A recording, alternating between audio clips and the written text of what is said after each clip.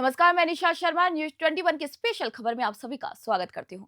राजधानी जयपुर में निकाहनामा यानी कि मैरिज सर्टिफिकेट को उर्दू से इंग्लिश में ट्रांसलेट करने की एक विशेष पहल लगातार चर्चा का विषय बनी हुई है। जी हाँ, आपको बता दें कि इस महत्वपूर्ण सुविधा को आम लोगों तक पहुंचाने के उद्देश्य से करबला में काजी अंसार उस्मानी की तरफ से एक विशेष मीटिंग का आयोजन किया गया। इस मीटिंग में नगर निगम हेरिटेज के पूर्व उप महापौर असलम फारूकी ने मुख्य अतिथि के रूप में शिरकत की और इस पहल की सराहना की। उन्होंने कहा कि काजी साहब और उनकी टीम ने इस सुविधा को शुरू करके जनता की एक बड़ी परेशानी को दूर किया है। इसी मौके पर लीगल एडवाइजर एडवोकेट मेहरून निशा ने भी अपनी बात रखी। उन्होंने कहा कि अगर किसी को ट्रांसलेशन में कोई भी परेशानी आए या किसी भी तरीके की फर्जीगिरी की आशंका लगे तो तुरंत लोग उसे संपर्क कर सकते हैं। काजी अंसार उस्मानी ने यह भी बताया कि वे अब तक कैंप और ऑफिस के माध्यम से सैकड़ों निकाहनामे यानी कि उर्दू से इंग्लिश में ट्रांसलेट कर चुके हैं। उन्होंने खास तौर पर यह भी बताया कि बेवाओं यानी कि विधवाओं के लिए ये सेवा बिल्कुल निःशुल्क है। इसी मौके पर शाहनवाज लाला, सोहिल नागौरी, आरजू बानो, साजिद, शादाब, फैजान और कई अन्य गणमान्य लोग यहाँ पर मौजूद रहे। अभी हम मौजूद हैं राजधानी जयपुर के करबला के अंदर, जहां पर द हिंद एनजीओ की तरफ से काजी अंसार उस्मानी की जानिब से एक मीटिंग का आयोजन किया गया है, जिसमें पूर्व डिप्टी मेयर असलम फारूकी भी मौजूद हैं। उनसे बात करेंगे क्या उनका कहना है। सर, आज एक मीटिंग का आयोजन किया गया, आपने शिरकत भी करी है यहाँ पर, और अभी एक देखा गया है कि जगह जगह जो कैंप लगाए गए हैं 200 रुपये में एक ट्रांसलेशन का कैंप लगाया जा रहा है, जिसमें काफ़ी लोगों को ज़रूरत भी थी उस कैंप की। उसके लिए क्या कहेंगे आप? देखिए, ये बहुत अच्छी शुरुआत है। काजी साहब ने बहुत अच्छा काम किया है, इसके काम की आवश्यकता है। इसमें अब चूँकि टोटल ज़माना टेक्निकल होता जा रहा है, तो यहाँ पे जब तक आपका निकाहनामा इंग्लिश में ट्रांसलेट नहीं होगा तो आपका मैरिज सर्टिफिकेट नहीं बनेगा। अगर आपका मैरिज सर्टिफिकेट नहीं बनेगा तो आपके और डॉक्यूमेंट्स भी अधूरे रह जाएंगे, आपके मोस्टली पासपोर्ट भी नहीं बन पाएगा। तो इन चीज़ों को देखते हुए काजी साहब की बहुत अच्छी शुरुआत है कि इन्होंने जो उर्दू में निकाहनामा उसको ट्रांसलेशन किया और उससे लोगों को बहुत सुविधा मिली। बल्कि मैं तो आपके चैनल के माध्यम से ये भी कहना चाहूँगा काजी साहब से और शेर काजी साहब से, सभी से जो भी निकाह पढ़ाते हैं, कि क्यों ना इस फॉर्मेलिटी को आप डबल क्यों कर रहे हैं। जब निकाह ऑन द स्पॉट हो उसी वक्त एक कॉपी उर्दू की और एक इंग्लिश की जारी कर दी जाए तो लोगों को इस तरह से घूमना भी नहीं पड़ेगा, डबल मेहनत करनी नहीं पड़ेगी। तो मैं इस बारे में लिखित में भी कोशिश करूँगा, चर्चा करूँगा कि ऑन द स्पॉट इस काम को कर दिया जाए ताकि एक एक्स्ट्रा फॉर्मेलिटी से इंसान को बच जाए, क्योंकि ये चीज़ें बहुत ज़रूरी हो चुकी हैं। सर, आप उप महापौर भी रह चुके हैं, तो उस टाइम भी क्या कुछ परेशानी आपके सामने ऐसा आई लोगों के पास? बिल्कुल, देखिए, परेशानी ये है कि अगर आपका ट्रांसलेशन होता नहीं है तो अब अधिकारी जो लोग बैठे हैं वो उर्दू समझते नहीं है। वो निकाहनामे की सील तो देख लेते हैं, कागज़ तो देख लेते हैं, लेकिन वो नाम पढ़ नहीं पाते हैं, और नाम पढ़ नहीं पाते हैं तो ये उनकी मजबूरी समझ लो कि भाई वो फिर उसको अप्रूव नहीं कर पाएंगे तो आपका मैरिज सर्टिफिकेट नहीं बनेगा। जब मैरिज सर्टिफिकेट नहीं बना तो आपके बहुत सारे इशूज़ क्लियर नहीं हो पाएंगे। तो इसलिए मैरिज सर्टिफिकेट का होना तो गवर्नमेंट ने कंपलसरी कर दिया।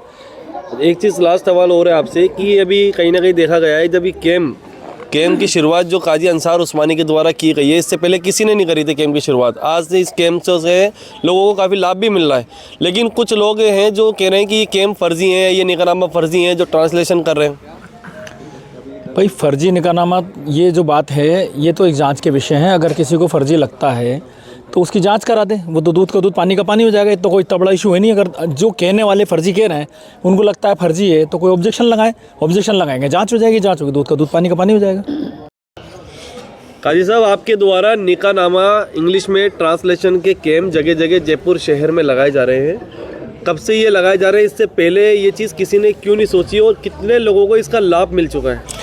देखिए, अल्हम्दुलिल्लाह जो शहर जयपुर में जगह जगह हमारे कैंप लगाए जा रहे हैं, इसकी शुरुआत सबसे पहले हुजूरी तोपखाने से हुई थी। 4 या 5 महीने के लगभग हमारे को ये काम करे हुए हो गए और 8 या 9 हज़ार लोगों के हम ट्रांसलेशन कर चुके हैं। और मौजूदा हाल में अल्हम्दुलिल्लाह अभी भी काफ़ी लोगों की ट्रांसलेशन हम हमारे ऑफिस से भी कर रहे हैं और जगह जगह हमारे कैंप भी लगाए जा रहे हैं। इस कैंप का जो चार्ज है आपने कितना रखा है? इस कैंप का चार्ज जो है हमने 200 रुपये रख रखा है, और उसके अलावा जो बेवा औरतें हैं उनके लिए हमने फ्री रख रखा है। तो क्या पहले जो ट्रांसलेशन होते थे, क्या किसी के दफ्तर में जाके होते थे, कितना चार्ज उसका होता था पहले? देखिए, सबसे पहले आपको पता है कि मैं तो खुल के बोलना चाहता हूँ कि जयपुर के शहर काजी जनाब खालिद उस्मानी साहब इसका ट्रांसलेशन करते थे। वो पब्लिक से 500 या 700 रुपये लेते थे। खैर, मुझे उनसे मतलब नहीं है, मैं भी अंसार उस्मानी हूँ, तो मैं एक काजी हूँ, पुश्तैनी काजी हूँ अल्हम्दुलिल्लाह। तो पुश्तैनी काजी होने के नाते मैं सिर्फ 200 रुपये में ट्रांसलेशन कर रहा हूँ। काजी जो चीफ काजी है खालिद उस्मानी के द्वारा भी एक कैंप पहली बार लगाया गया था वार्ड नंबर 30 के अंदर, लेकिन दोबारा वो कैंप अभी कहीं और लगा नहीं।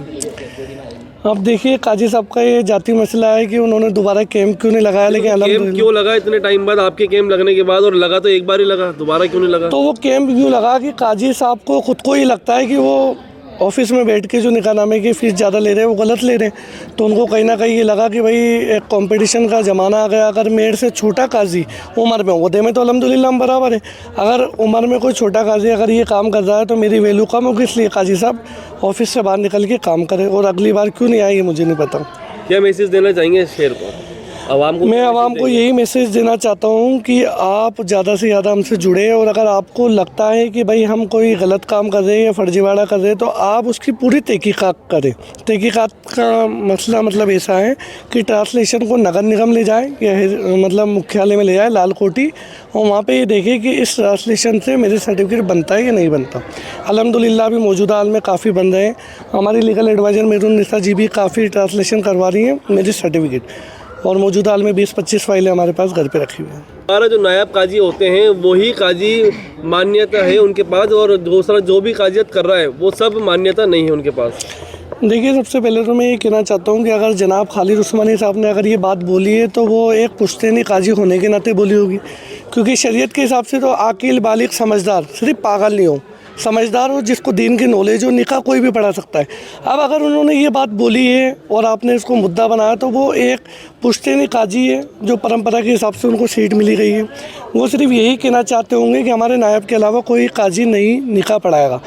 तो खैर ये उनका मसला है, लेकिन मैं ये कहना चाहता हूँ वो पुश्तैनी काजी, मैं भी पुश्तैनी काजी होने के नाते ये कहना चाहता हूँ कि अगर एक इलाके में 2 पुश्तैनी काजी हो तो कोई तीसरा पढ़ाए या नहीं पढ़ाए, लेकिन दूसरा पुश्तैनी काजी ज़रूर पढ़ा सकता है, लेकिन ख़ानदानी पुश्तैनी काजी होना चाहिए।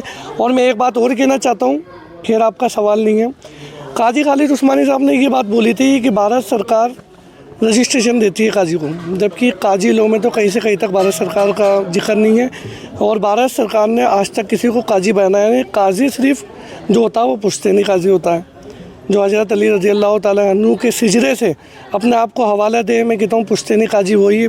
संस्थाओं के लिए अगर काजी खालिद उस्मानी साहब ने बोला है तो वो बिल्कुल सही बोला है। अगर संस्थाएं अगर निकाह पढ़ाने लग जाए तो काजियों की वैल्यू बिल्कुल खत्म। कहीं ना कहीं ये संस्थाएं भी निकाह पढ़ा रही हैं। अगर संस्थाएं निकाह पढ़ा रही है तो वो गलत पढ़ा रही है। अगर वो ये बोल रहे हैं कि भाई निकाह पढ़ा सकते हो तो शरीयत बोलिए निकाह पढ़ा सकते हो, लेकिन काफ़ी संस्थाएं ऐसी है कि काजी की मोहर नीचे लगा रही है और ऊपर अपना हवाला दे रही है, तो ये तो फ्रॉड है। अस्सलाम वालेकुम, मैं एडवोकेट मेहरुन्निसा। मैं इस प्रोग्राम के बारे में यही कहना चाहूँगी कि जो भी प्रोग्राम रखा गया है वो प्रोग्राम सिर्फ़ और सिर्फ एक मौजू के लिए रखा गया है। वो मौजू ये है कि जो भी ट्रांसलेशन सर्टिफिकेट के बारे में बोला जा रहा है कि फ़र्जी बनाए जा रहे हैं, तो मैं तो मानती हूँ फिर निकाह भी फ़र्जी होगा। अगर निकाह फ़र्जी नहीं होगा तो ट्रांसलेशन में कोई प्रॉब्लम नहीं है। ट्रांसलेशन एक सिर्फ उर्दू से इंग्लिश का अनुवाद है। अगर वो भी लोगों के समझ में नहीं आ रहा है तो बेकार है फिर इसको बताना कि ये फ़र्जी है। ये आप जाएं, सर्टिफिकेट बनवाएं और पेश करें नगर निगम में और सर्टिफिकेट प्राप्त करें अपना, तब आपको ये पता चलेगा कि ये फ़र्जी है या नहीं।